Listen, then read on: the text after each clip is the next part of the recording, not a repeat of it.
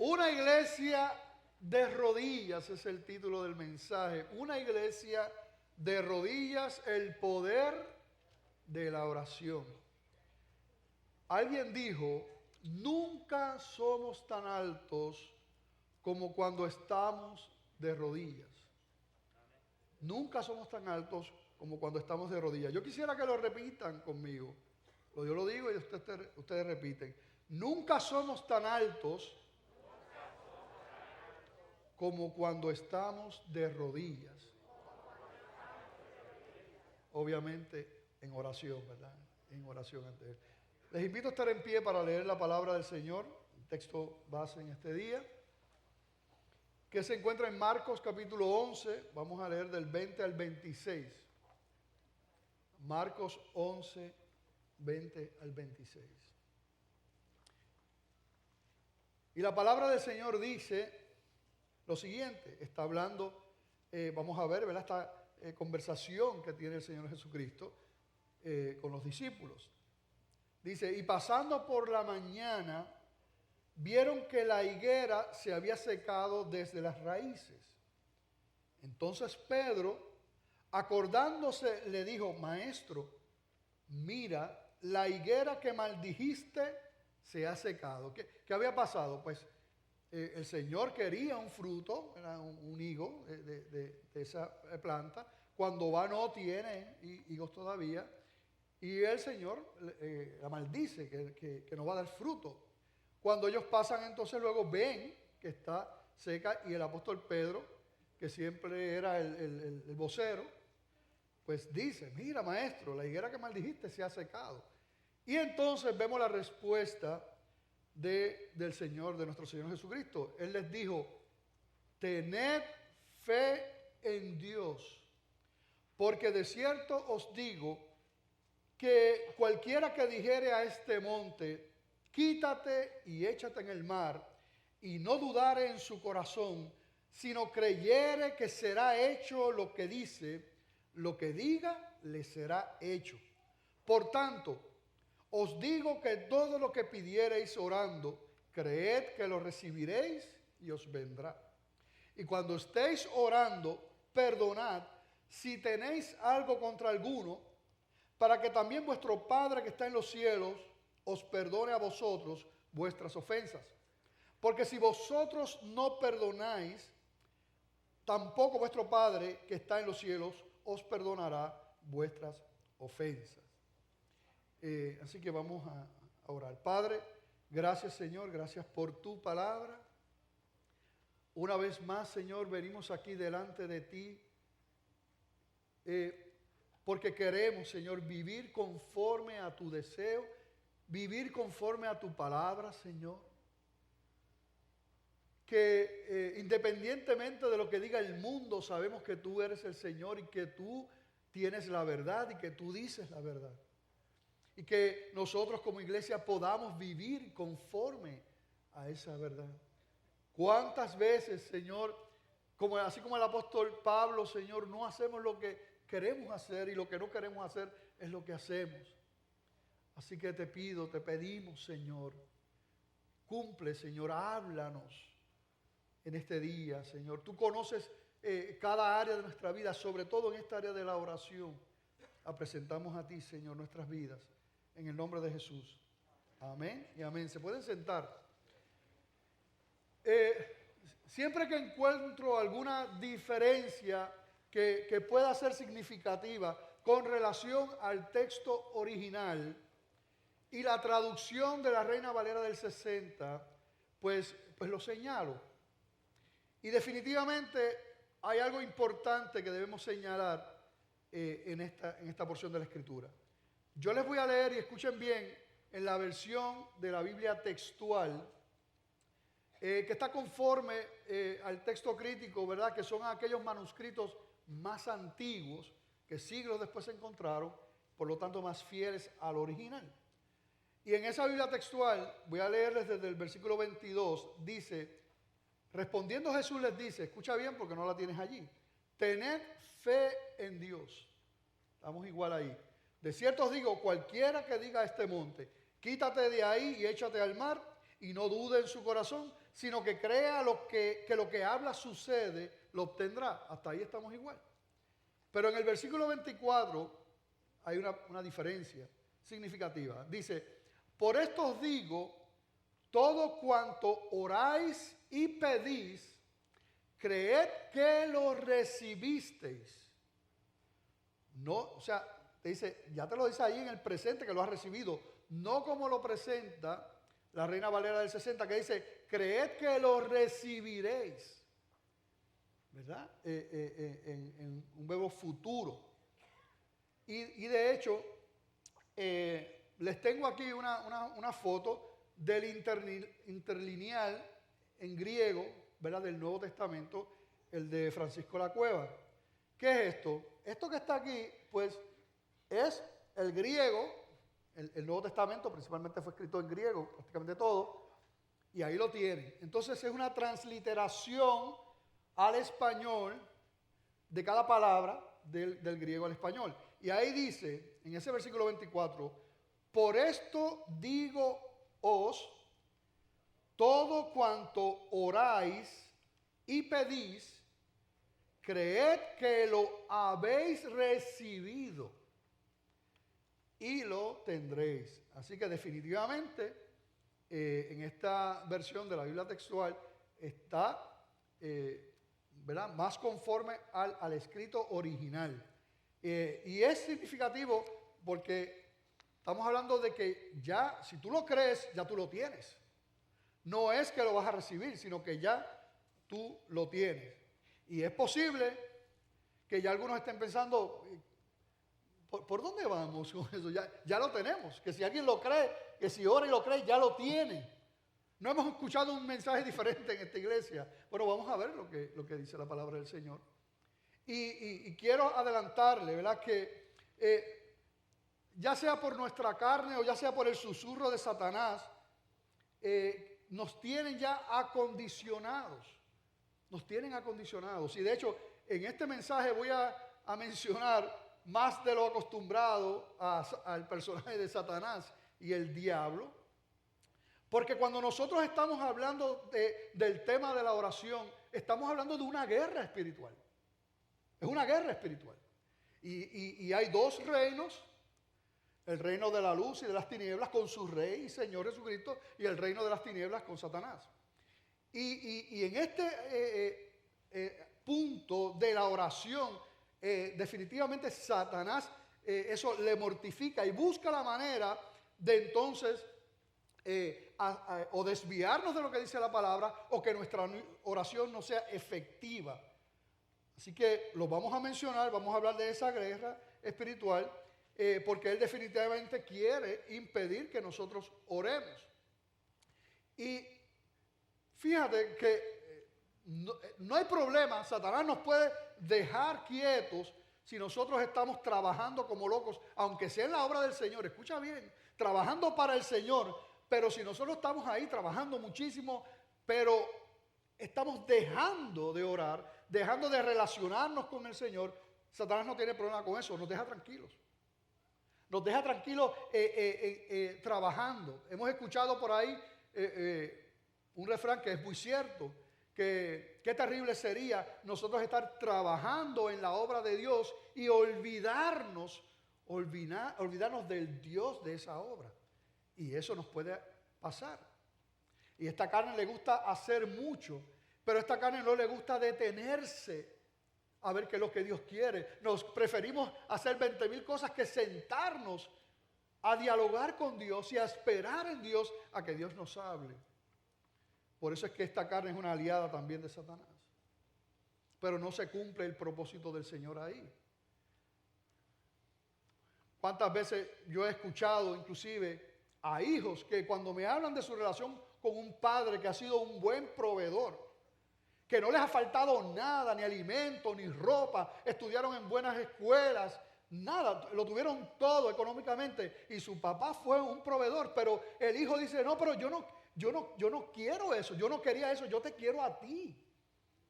Yo te quiero a ti, yo quiero que nos sentemos, yo quiero que hablemos, que tengamos un tiempo. Porque todo lo que hacía el padre era simplemente ser un proveedor. Y eso nos puede pasar a nosotros en nuestra relación con el Señor. Que entonces nuestra relación con Él simplemente se convierte en algo de hacer cosas para Él, pero realmente no nos sentamos con el Señor. Es increíble que nosotros ciertamente necesitamos al Señor en nuestra vida, pero lo que es increíble con esto es que ese Dios de toda gloria, el Dios creador del cielo y de la tierra, quiera Él reunirse con nosotros. Quiera Él estar contigo, quiera Dios pasar tiempo contigo. Pero eso es lo que nosotros vemos en la Escritura. Pero podríamos hacer, ¿verdad? Como ese padre, podríamos tener ese tipo de relación de hacer cosas, pero dejar lo más importante. ¿Cuántas esposas se pueden identificar con lo mismo con su esposo? Un hombre trabajador, proveedor. No falta nada en la casa, todas las cuentas están al día. Hay comida, hay de todo, pero él no está.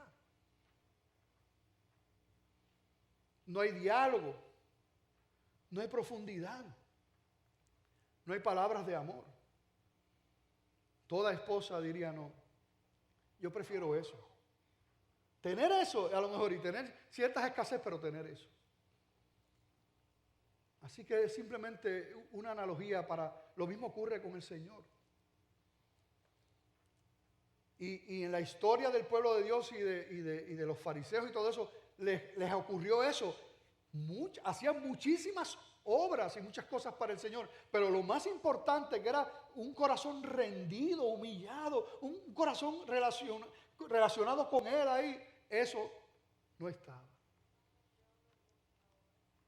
Satanás se ríe de nuestros esfuerzos y se burla de nuestra prudencia, pero tiembla cuando oramos. Cuando oramos, tiembla. Y necesitamos ir a la palabra del Señor. Necesitamos que el Señor nos hable. Necesitamos que el Señor nos cambie. No nos damos cuenta y nos acostumbramos al mundo.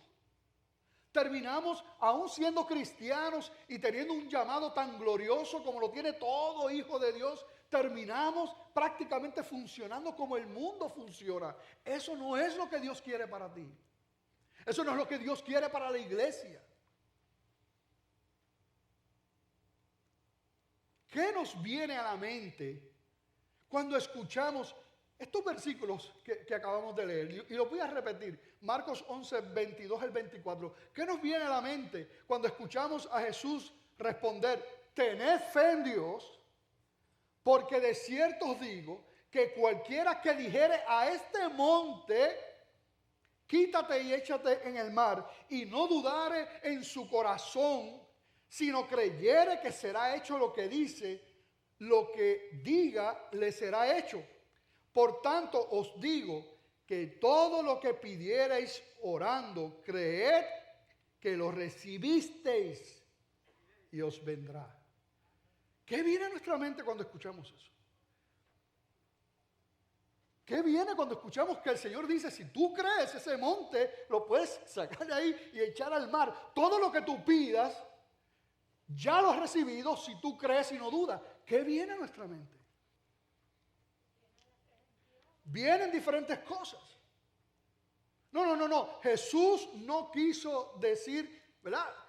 Puede venir este pensamiento. No quiso decir literalmente un monte. O sea, eso es un monte de verdad. Eso no fue lo que el Señor quiso decir. Rápido viene eso a nuestra mente.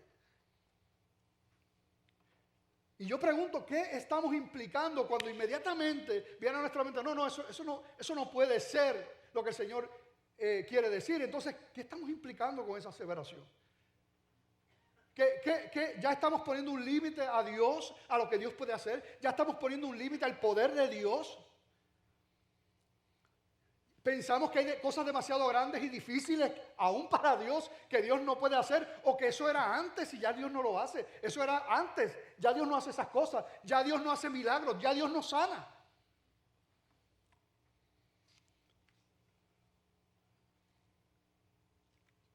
Y no nos damos cuenta que con esos pensamientos y con esas preguntas Estamos respondiendo a lo mismo que estaba diciendo ahorita, que Satanás mismo ha acondicionado nuestra mente a funcionar no espiritualmente, no sobrenaturalmente como es la Escritura, sino que funcionamos como el mundo funciona, con el intelecto, con la lógica y sin poder.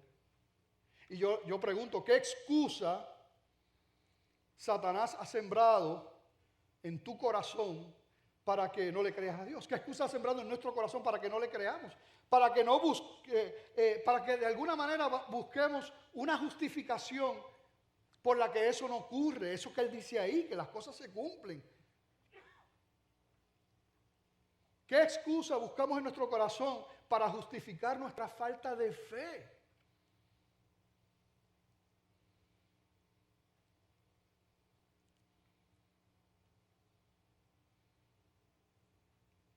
Porque una manera de nosotros, tristemente hablando, reconocer que no vivimos esa vida que Dios ha diseñado para la iglesia, la iglesia del Señor, los hijos de Dios, que son hijos de Él, no es para caminar meramente en este mundo como caminan los demás, no, sino que experimenten esta vida sobrenatural.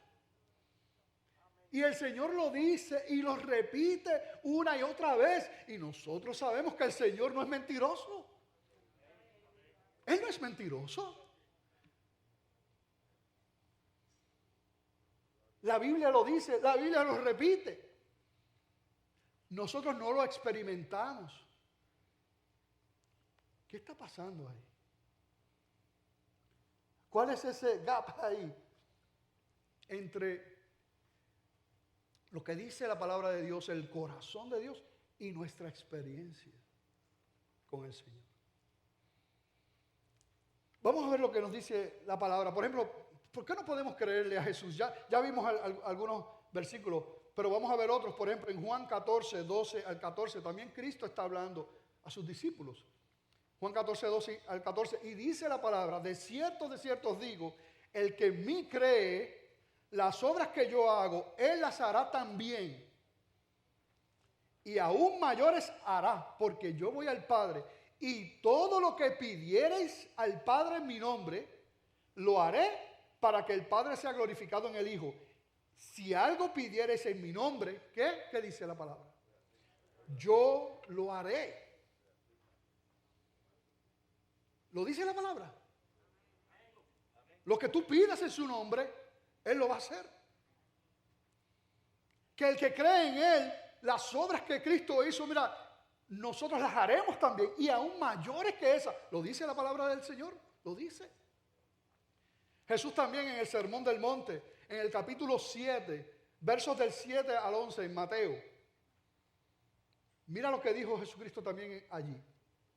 Pedid y se os dará. Buscad y hallaréis. Llamad y se os abrirá. Porque todo aquel que pide, recibe. Y el que busca, halla. Y al que llama, se le abrirá.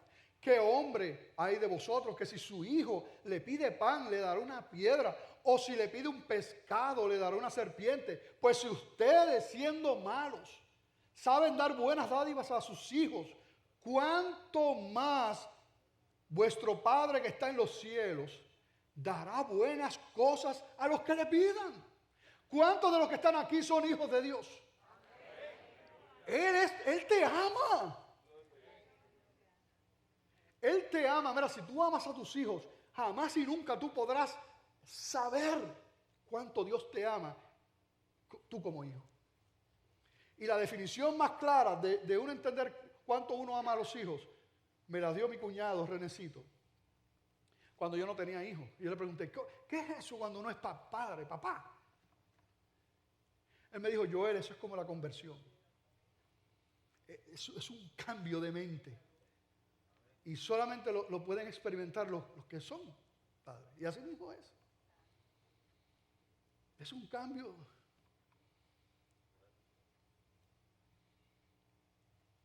Pues dice la Escritura, mira, si ustedes siendo malos, pecadores, con tantos límites, saben dar buenas dádivas a vuestros hijos, ¿cuánto más? tu Padre.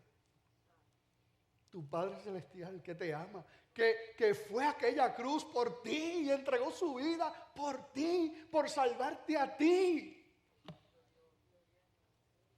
Si Él nos da esas cosas, ¿cómo no nos dará también las otras? El mismo Santiago, en el capítulo 5, versículos 17 y 18, cuando estaba hablando también sobre el tema de la oración en ese capítulo 5, decía lo siguiente: Elías era un hombre sujeto a pasiones semejantes a las nuestras. Con esto está queriendo decir, mira, esto no es un asunto de estrellas. Esto no es un asunto de aquellos que tienen algo distinto a los demás. No es un asunto de eso. Elías era un hombre sujeto a pasiones semejantes a las nuestras. Era como nosotros. Y oró fervientemente para que no lloviese. ¿Y qué pasó? Y no llovió sobre la tierra por 3 años y 6 meses. Y otra vez oró. ¿Y qué pasó? Y el cielo dio lluvia y la tierra produjo su fruto. La Escritura una y otra vez nos habla de eso, porque no podemos creer eso. Aún en el Antiguo Testamento los profetas nos hablan también de ese deseo, ese anhelo del Señor. En Jeremías, el profeta Jeremías, vamos a leer dos pasajes. El primero en 29, 12 y 13. Jeremías 29, 12 y 13. Ahora estamos en el Antiguo Testamento. Mira lo que dice: entonces me invocaréis y vendréis y oraréis a mí. ¿Y yo qué? Os oiré. ¿Tú sabes lo que es eso? Que el Padre del cielo, el creador del cielo, de la tierra, de todo lo que en ellos hay, de todo. Ese creador dice: me invocas, yo vengo, oras, yo iré. Y me buscaréis y me hallaréis, porque me buscaréis de todo vuestro corazón. Aleluya. Por su gracia.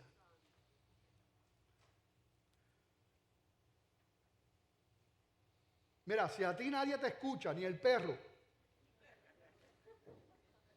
no hay problema. Si tú eres un hijo de Dios, el Dios de toda gloria te escucha. Aleluya. El Dios de toda gloria te escucha. Jeremías 33, 2 y 3, el mismo profeta, dice: así ha dicho Jehová, que hizo la tierra, Jehová que la formó para afirmarla, Jehová es su nombre. Y mira qué hermoso: clama a mí y yo te responderé. Y te enseñaré cosas grandes y ocultas que tú no conoces. El rey David, en el Salmo 18, 6, estamos viendo cómo la Escritura está llena de esto, de esa relación, de ese anhelo de Dios, de relacionarnos con nosotros en oración y escucharnos y obrar. Salmo 18, 6 dice: en mi angustia invoqué a Jehová y clamé a mi Dios. Él oyó mi voz desde su templo y mi clamor llegó delante de él a sus oídos. Aleluya. Volviendo al texto, Jesús dijo allí: tengan fe. Y la palabra, y el pastor nos estaba hablando, predicando el domingo pasado, y nos hablaba sobre la fe, y conocemos que la fe implica esa confianza en Dios, en creer que lo que Él ha dicho es cierto y es verdad, y no vamos a ir sobre eso. Pero sí quiero mencionarles lo que dice Hebreos 12:2, hablando aún sobre la oración, sobre la fe. Dice allí: puestos los ojos en Jesús. Y mira lo que dice después: el autor y consumador de la fe. ¿Quién es el autor de la fe? El consumador de la fe. Esa palabra consumador implica que completa, que perfecciona. Y está relacionada con aquella palabra en Filipenses 1:6 que dice que el que comenzó esa buena obra la va a perfeccionar, la va a completar en cada uno de nosotros. Así que siempre esta palabra, la palabra de Dios que nos habla, que de alguna manera nos redarguye, que nos exhorta, que nos confronta, siempre está con con ese bálsamo de la gracia, ese bálsamo del favor inmerecido, porque todo esto es por gracia. Sin Él nada pudiéramos hacer. Pero vemos ahí como dice, no, Él es el autor, Él es el consumador de la fe. Él es el que completará todo lo que falta. Y Él mismo dice, primero, tengan fe. Tengan fe. Ahora, es importante entender que no es, Él no lo dejó ahí, tengan fe nada más. Porque hay un montón de movimientos que tienen fe y que creen en la fe. Y movimientos sectarios y movimientos idolátricos y todo, que ellos tienen fe. Pero no. Jesucristo aclara, fe en Dios. No fe como en una confesión positiva, que tú creas en ti mismo. No fe en tu fuerza de voluntad y ese tipo de cosas. O fe en otros seres humanos. No. Él lo aclara.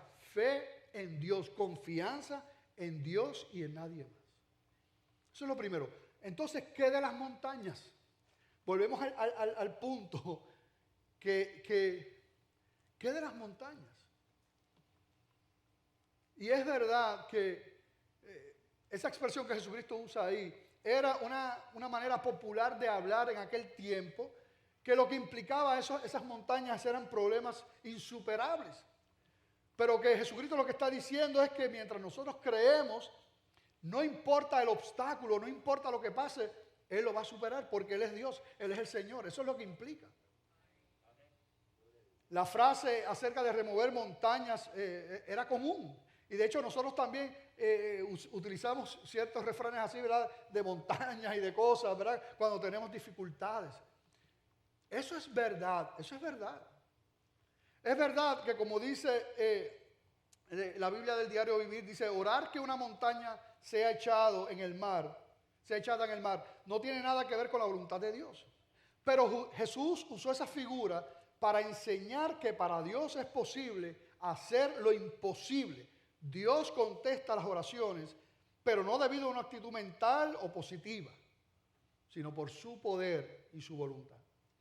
Y habla esta nota de la Biblia del Diario Vivir, algunas condiciones que las vamos a mencionar rápidamente.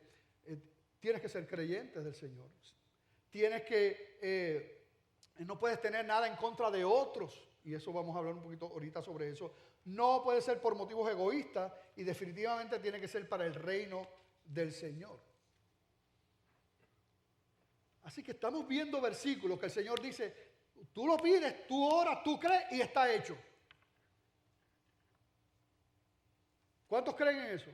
No levanten la mano. ¿Por qué yo digo no levanten la mano? Porque hasta cierto punto nos han acorralado a dos extremos de la fe en la oración. Y no ha sido Dios. ¿Cuáles son esos dos extremos? El primer extremo es entonces donde el diablo roba la convicción bíblica del poder de la oración cuando lleva a algunos a tomar esos versículos sin considerar el contexto de la Biblia, sin considerar lo que otros dicen. Y entonces dice, no, lo que tú pidas, olvídate.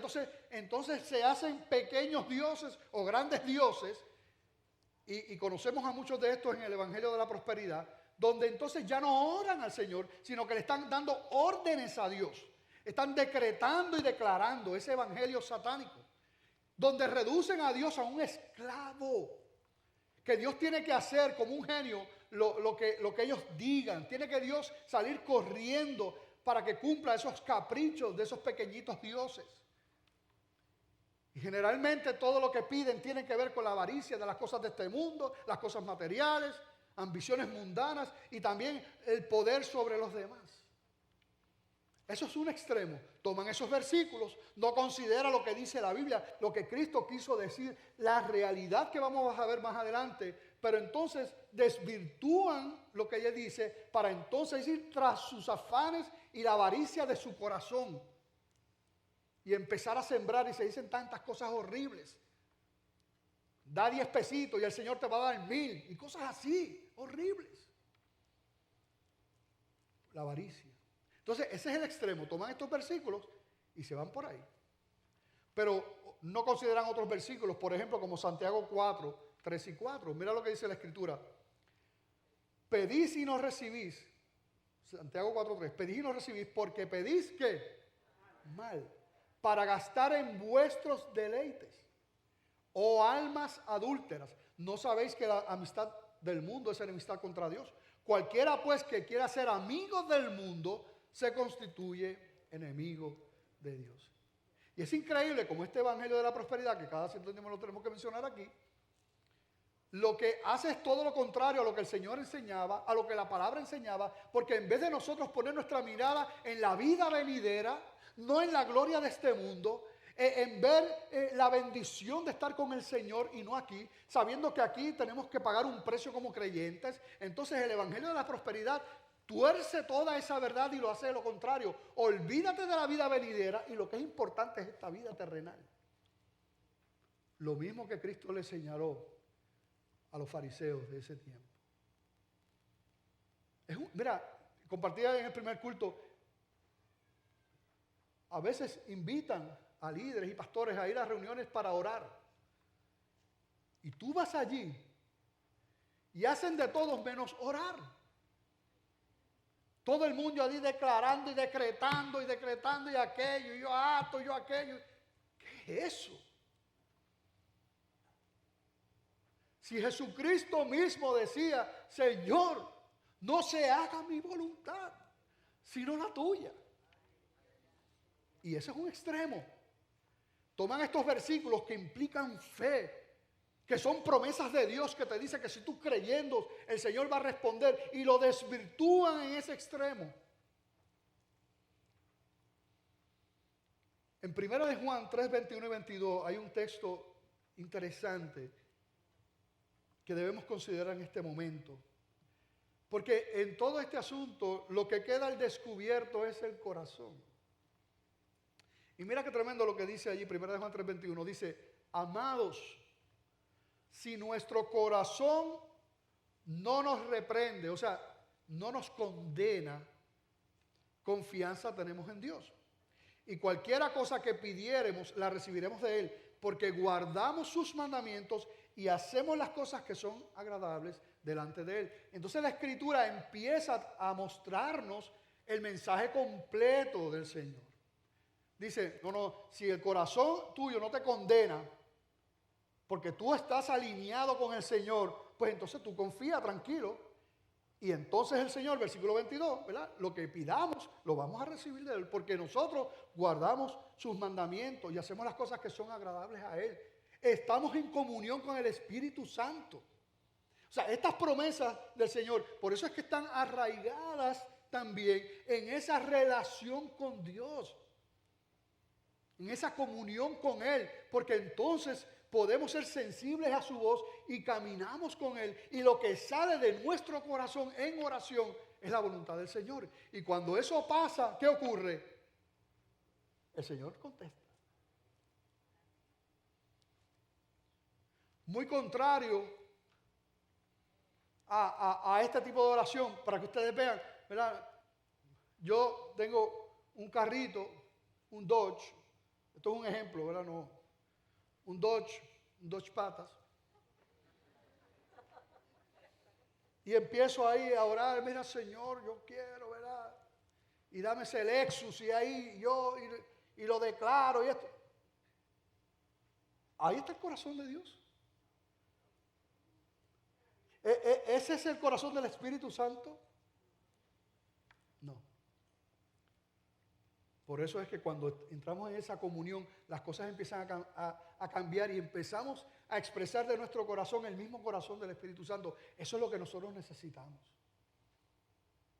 ¿Estamos viviendo eso? No estamos viviendo eso. Necesitamos eso.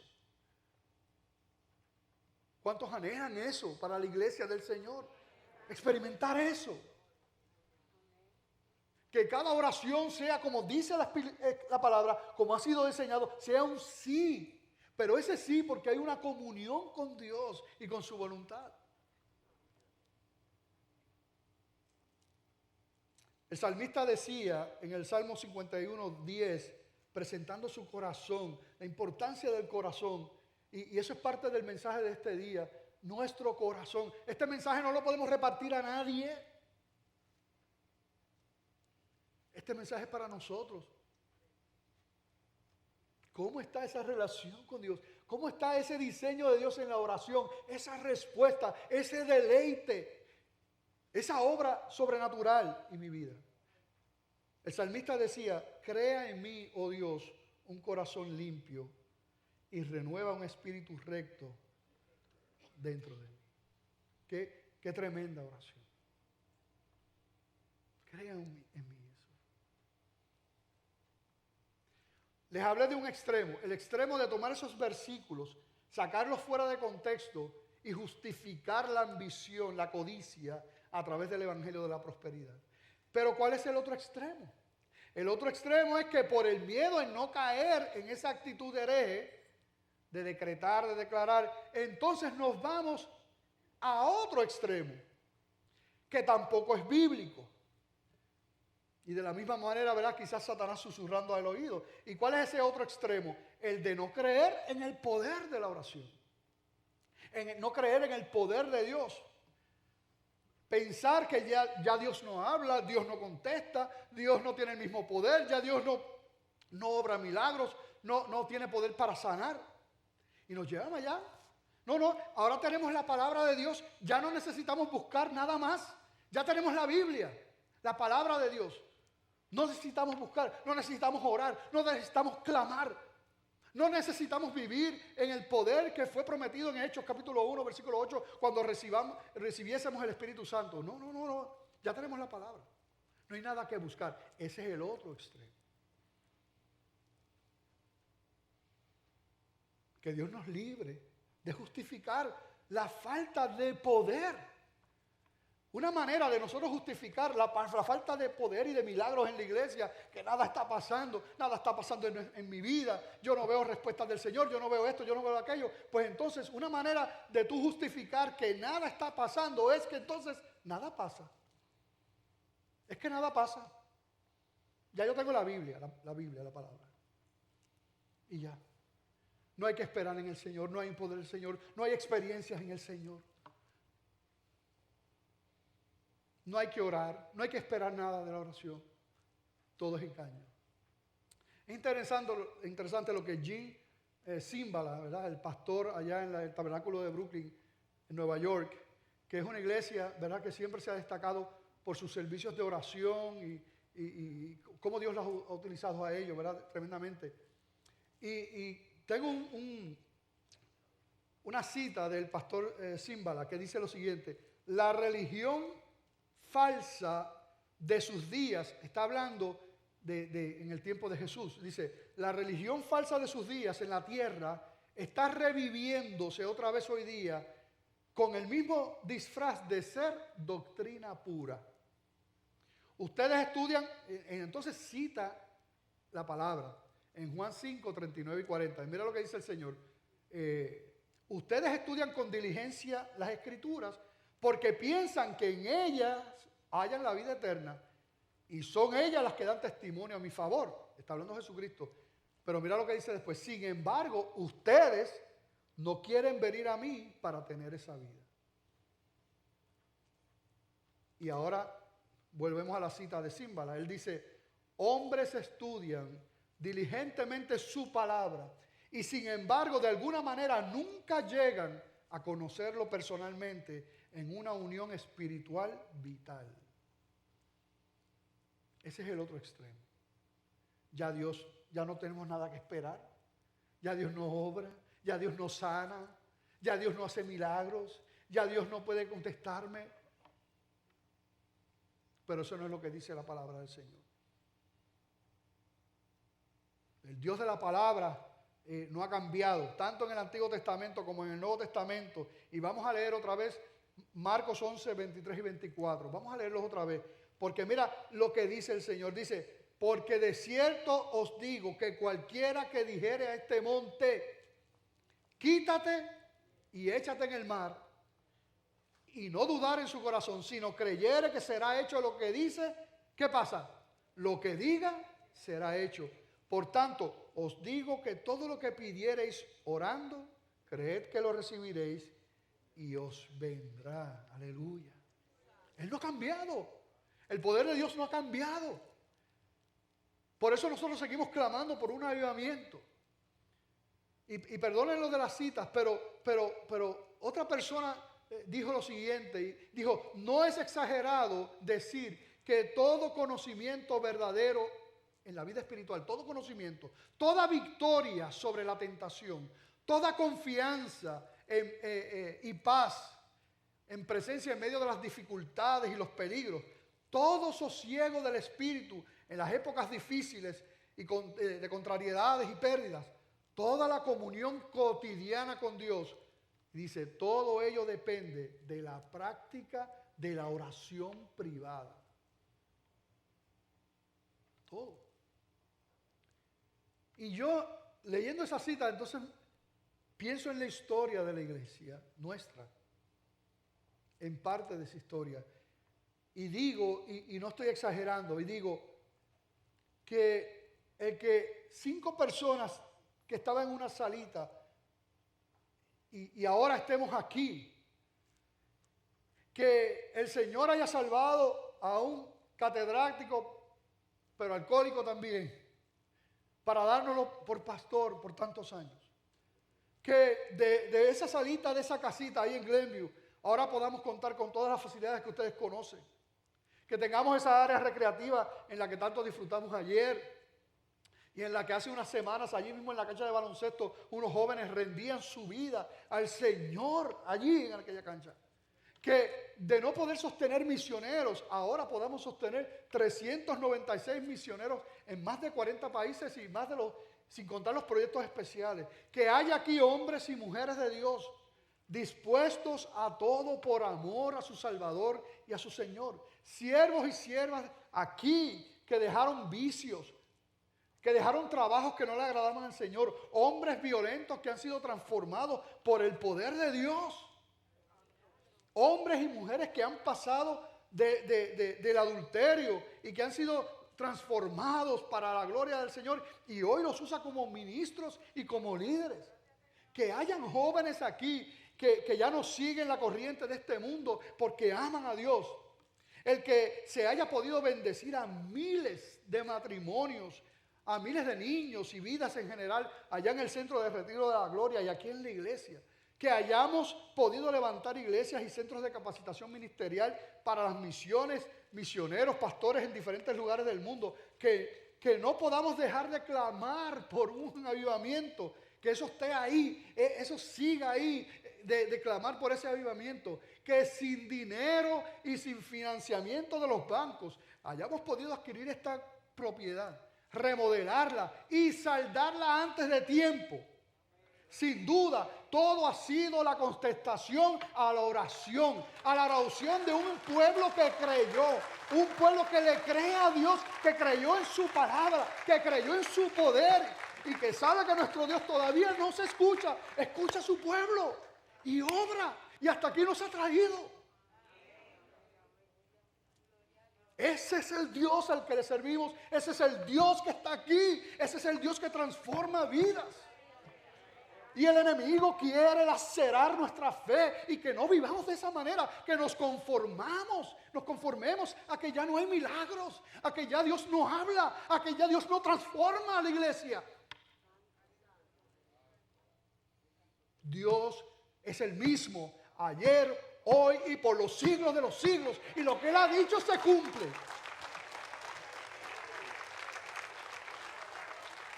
Ese es nuestro Dios. Ese es nuestro Señor.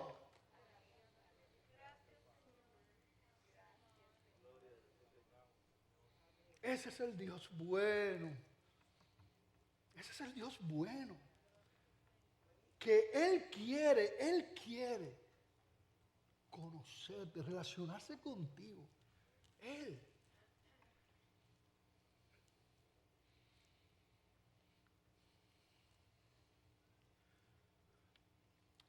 Yo tuve la bendición de estar en India y en Nepal y pude ser testigo de las muchas idolatrías y terrible en esos países. Pero leí aquí una historia, esta ocurrió en China, donde un viajero, ¿verdad?, visitó un templo pagano en un día que se celebraba, ¿verdad?, este gran festival. Y allí se acercaban a un ídolo raro. Ese ídolo estaba, ¿verdad?, debarcado allí en un altar sagrado, y la gente iba allí a adorarlo. Entonces los devotos traían unas tiritas de papel, y en esas tiras de papel lo que había escrito eran oraciones. Y entonces las envolvían en bolitas de barro endurecido y las tiraban al ídolo. Y entonces esta persona pregunta, ¿pero qué significa esto? ¿Qué es lo que...?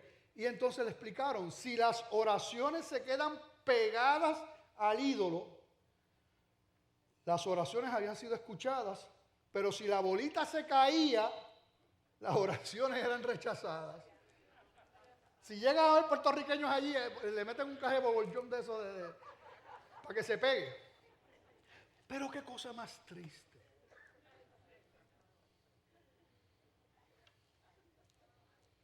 Así está el mundo. Y de alguna manera, Satanás quiere que nosotros vivamos también así. Pero qué hermoso lo que dice la Escritura, cuando en primera de Pedro 3:12, la primera parte de la Escritura dice que los ojos del Señor están sobre los justos y sus oídos atentos a sus oraciones. Aleluya. Gloria a Dios. ¿Cuántos son justos aquí?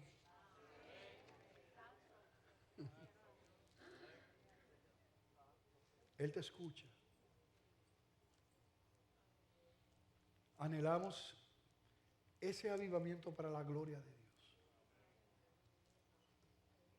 Anhelamos que el Señor nos ayude a tener ese amor y ese deseo de poder estar sentados a Él ahí, no para cumplir. Yo no les voy a decir a ustedes, mira, tienen que orar tanto tiempo, tienen que hacer esto. No son formas, es un corazón. Y el Señor nos mantiene ahí, ¿verdad? Una iglesia en avivamiento, el pastor hablando de la fe, y aquí seguimos. Pero es que hay más. Es que hay más.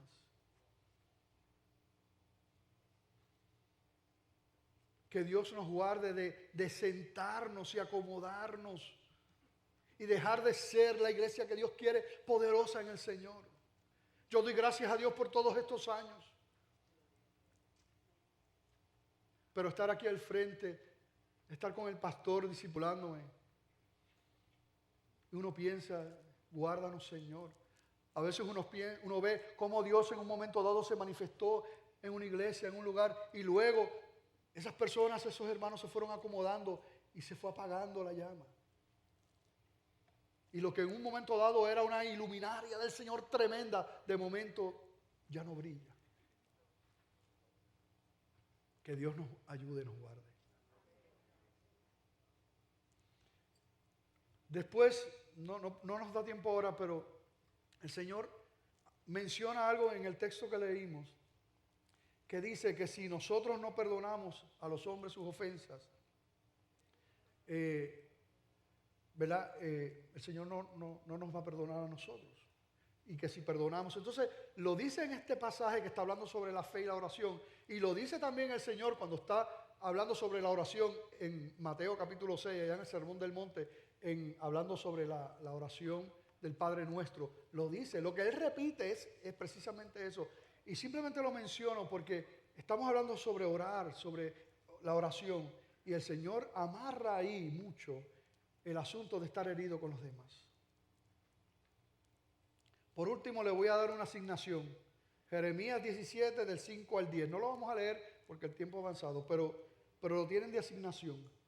Porque tú sabes que muchas veces nosotros no oramos o no estamos en esa búsqueda porque confiamos más en nuestras capacidades que en la del Señor. Muchas veces ante las situaciones, ante los problemas, ante la búsqueda que tenemos que hacer, el último recurso, ¿tú sabes cuál es? La oración. En vez de ser al revés, es la oración. Primero llamamos a las personas, llamamos las palas, hacemos esto, hacemos lo que sea. Y después al final, cuando nada funciona, entonces vamos al Señor. Porque confiamos en nosotros. Y léanse ese texto que no nos dio tiempo. Jeremías 17, del 5 al 10. Yo tengo dos preguntitas más aquí. Criticar. ¿Quién? ¿Quién puede criticar? Ese no es este mensaje. Aquí nadie puede criticar. Porque aquí no hay uno que pueda decir, yo estoy experimentando esa vida ahí, diseñada por el Señor en oración. Así que nadie aquí puede criticar. Todos estamos en el mismo bote. La pregunta es qué el Señor quiere. Y de hecho les invito mañana para que se tomen un tiempo, 1 hora y media, de 7 a 8:30, en oración aquí. Vamos a orar por esto. Vamos a clamar. El título del mensaje es Una iglesia de rodillas. Mañana queremos hacer eso. Estar con el Señor. Pero el mayor estorbo de todo en la oración es una vida que no ha conocido al Señor. Ese es el peor. Porque la Biblia dice que tú, si tú no le has entregado tu vida al Señor, si tú no has creído y has reconocido que tú eres pecador, que tú eres pecadora, la Biblia dice que tú estás muerto espiritualmente por causa de tus delitos y pecados. Y una persona muerta no tiene comunión con Dios, independientemente de lo que digan por ahí, la cultura, no hay comunión. Para que haya esa comunión en la oración al Señor, tú tienes primero que rendir tu vida al Señor. Tienes que reconocer que eres pecador, que eres pecadora, que solo hay un camino, como Cristo dijo, yo soy el camino, la verdad y la vida, nadie viene al Padre sino por mí. Eso dijo el Señor y así es. Él se hizo Dios, Él tomó nuestro lugar, Él pagó el precio. Cuando uno cree eso, la Biblia dice que el que cree en eso entonces tiene la vida eterna. Jesucristo dijo, la palabra de Dios, ¿verdad? Dice allá en Juan 3:16, hablando con Nicodemo, dice, porque de tal manera amó Dios al mundo, que ha dado a su Hijo unigénito, para que todo aquel que en Él cree, no se pierda, mas tenga vida eterna. Eso es lo primero. No, pero yo voy a la iglesia de vez en cuando. Sí, no, yo creo que Dios es bueno. Si tú no has rendido tu vida al Señor, si tú no te has arrepentido de tus pecados, tú no tienes comunión con Dios. No lo digo yo, no lo digo de maldad. Todo lo contrario, yo quiero, anhelo en mi corazón que tú puedas tener esa comunión. Para eso tienes que arrepentirte, rendir tu vida al Señor. Así que yo pregunto, para no continuar el tiempo avanzado, se los extendimos en los anuncios, pero pregunto si aquí habrá alguna persona que el Espíritu Santo le ha estado llamando, que sabe en su corazón que definitivamente eres pecador, eres pecadora, como dice la Escritura, y que has podido entender por la gracia del Señor que solamente hay un camino, como dice la palabra de Dios, Jesucristo, ¿verdad? El único, no hay otro nombre bajo el cielo dado a los hombres, solamente Cristo, no hay otro mediador, solamente Cristo. Y hoy tú entiendes eso y tú dices, Señor, perdóname, aquí está mi vida. Así que yo pregunto si aquí hay alguien que este día entrega su vida al Señor, rinde su corazón y lo hace públicamente levantando su mano. Quiero orar por ti. Si aquí hay alguien que toma esa decisión, quiero orar por ti. ¿Habrá alguien que en este día toma esa decisión? Es la decisión más importante de toda la vida. Si tú estás ahí y sientes esa necesidad de reconocerlo, de arrepentirte, no te vayas de aquí sin hacerlo. Pregunto una vez más, ¿habrá alguien que le entrega su vida al Señor y lo hace públicamente levantando su mano? Yo no digo que es el Señor, pero tengo una impresión en mi corazón de que aquí hay una vida que está luchando, ¿verdad? No luches, Dios te ama, ríndete a Él, ríndete a Él. Quiero preguntar si habrá alguna persona que ya es cristiano, hijo de Dios, hija de Dios, pero se apartó y hoy quiere regresar a casa, reconciliar su vida con el Señor. ¿Habrá alguien que hoy quiere reconciliar su vida con el Señor? Y lo hace públicamente levantando su mano. Dios te bendiga. Dios te ama. Eres especial para el Señor. ¿Habrá alguien más que hoy reconcilia su vida con el Señor? Queremos orar por ti. Qué tremendo este día para nuevos comienzos con el Señor. Qué tremendo. Qué tremendo. Dios te ama. No hay otra vida que vivir. No la hay. No hay otra vida. Solamente en Cristo. No hay otra vida. Drogas, vicios, party, el mundo. Nada. nada se compara a la vida con el Señor. ¿Habrá alguien más que reconcilia su vida con el Señor o que le entrega su vida al Señor? Esa persona que está luchando, ya puedes levantar tu mano, ¿habrá alguien? Y se rinde al Señor. Bueno, el mensaje es, ¿para quién es el mensaje? ¿Ah? Mira, es más, ni el nosotros aplica, ni el nosotros aplica. Para mí, dígalo conmigo, para mí, para mí. Así que yo quiero, ¿verdad? No quiero dejar de reconocer esa vida. Si puedes venir aquí, te pueden acompañar. Vamos a orar por ella, por esta vida que hoy regresa a casa, que dice, Señor, te necesito, no quiero seguir caminando. Por esos caminos quiero estar contigo. Dios le bendiga. Dios le ama tanto. Qué bueno, hermano, qué bueno. Qué bueno. Tu cuñada. Dios te bendiga. Te bendiga. Por ahí viene. Extienda su mano hacia acá y vamos a orar por ella. ¿Cómo se llama, Lucy? Yaritza. Vamos a orar por la hermana Yaritza. Señor, te damos gracias por Yaritza, Padre. La presentamos a ti. Mira, Señor, esta decisión que ella está tomando en el corazón de regresar a casa. Sabemos, Padre, que tú no comienzas con un inventario. No. Tú las recibes con amor, Señor, con total perdón. Borrón y cuenta nueva. Gracias por Yaritza. Mira, Señor, sus peticiones del corazón, sus luchas. Nos unimos, Señor, para bendecirla, Señor. Guíala, Padre amado.